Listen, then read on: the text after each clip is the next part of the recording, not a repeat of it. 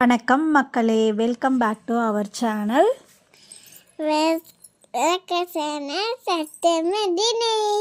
நான் பேசுகிறத கேட்டு இன்றைக்கி நம்ம பப்புக்குட்டி தாங்க பேசியிருந்தாரு. அழகாக இருந்தால் கமெண்ட் பண்ணுங்கள். இந்த பை பார்த்திங்கன்னா அம்மா கொடுத்து விட்டுருந்தாங்க, அப்பா வீட்டுக்கு வந்திருந்தாரு. பாசம் நிறைஞ்சிருக்கு இந்த பை ஃபுல்லாக அப்படின்னு தான் சொல்லணும். எனக்கு பிடிச்சது எல்லாமே கொடுத்து விட்டுருந்தாங்க. தேங்க்யூ.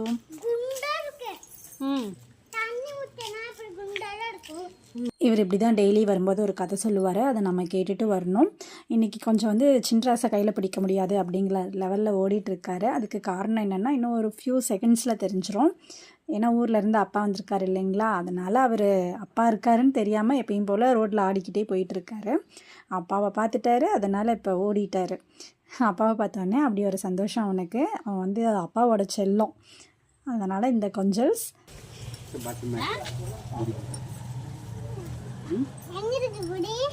இன்றைக்கி அமாவாசை ஸ்பெஷல் நம்ம குலதெய்வ கோயிலுக்கு போகலாம் அப்படின்ட்டு கிளம்பிட்டோம். இது அம்மா வீட்டு குலதெய்வம்.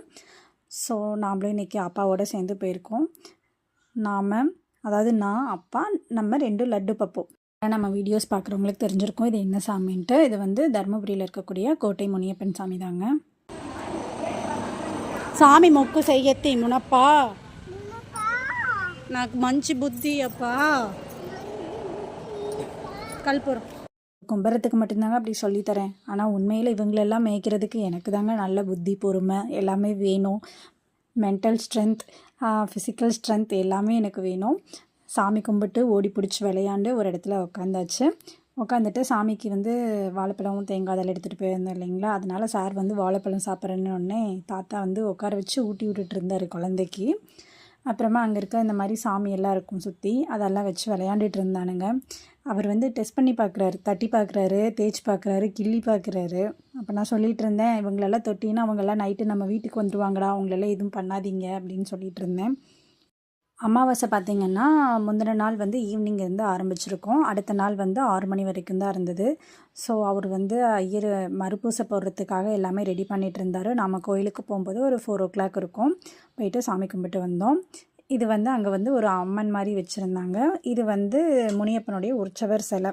இவர் தாங்க நம்மளுடைய ஸ்பெஷல் சூப்பர் ஹீரோ கோட்டை முனியப்ப சாமி. எல்லோரும் நல்லா கும்பிட்டுக்கோங்க, எல்லாம் நல்லதாகவே நடக்கும். மனசு நிறைய சந்தோஷமாக அவரை கும்பிட்டு, அப்புறமா தாத்தாவோட விளையாட்டு வேறு பசங்களுக்கு வாழைப்பழத்தை வாங்கிட்டு முத்தம் கொடுத்து, நான் கொடுத்தேன் நீ கொடுத்தேன்னு மாற்றி விளையாண்டுட்டு இருந்தானுங்க. சரி உங்கள் கொஞ்சல்ஸ் எல்லாம் போதும், டைம் ஆச்சு, கிளம்பலாம் வாங்கடா அப்படின்ட்டு கூப்பிட்டுட்டு இருந்தேன். அப்புறமா வெற்றிகரமாக கிளம்பிட்டோங்க. இதோட இந்த வீடியோ முடியுது. ரொம்ப ஷார்ட்டாக முடிக்கணும் அப்படிங்கிறதுக்காக ஷார்ட்ஸ்லேயே முடிச்சிட்டேன். டாட்டா பாய்.